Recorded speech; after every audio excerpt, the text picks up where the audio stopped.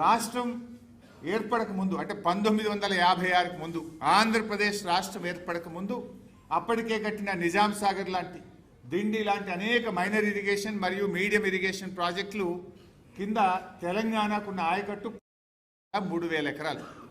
అంటే ఆంధ్రప్రదేశ్ రాష్ట్రం ఏర్పడక ముందే మన ప్రాంతంలో మైనర్ మీడియం ఇరిగేషన్ కింద కాకతీయ రెడ్డి రాజులు కానీ నిజాం నవాబు కానీ వేరియస్ ప్రోగ్రామ్స్లో మనకు వచ్చిన ఆయకట్టు 16,03,000 ఎకరాలు.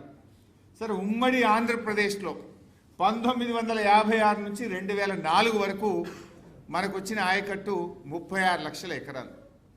60 ఏళ్లలో వచ్చింది 36 లక్షలు. 2004 నుంచి 2014 కాంగ్రెస్ ప్రభుత్వమే అధికారంలో ఉంది. ఆ 10 ఏళ్లలో వచ్చింది ఎంత అంటే 5,71,000 కొత్త ఆయకట్టు, స్టెబిలైజేషన్ 93,000 అంటే 6,64,000 ఎకరాలకు వచ్చింది. 56 నుంచి 2014 వరకు 60 ఏళ్లలో వచ్చింది 42 లక్షల ఎకరాల ఆయకట్టు. 60 ఏండ్లు 42 లక్షల ఎకరాల ఆయకట్టు. నౌ బీఆర్ఎస్ 2014 నుంచి 2023 మనం ఉన్నది 9.5 సంవత్సరాలు. అందులో 2 ఏండ్లు కరోనా, పెద్ద నోట్ల రద్దు లాంటి ఆర్థిక సంక్షోభం, కొత్తగా ఏర్పడ్డ రాష్ట్రం.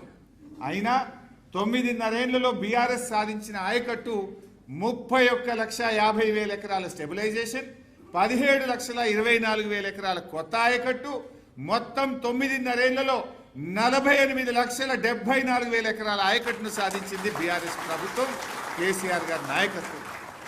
9.5 years, 48 lakh acres of ayakat is achieved by KCR government.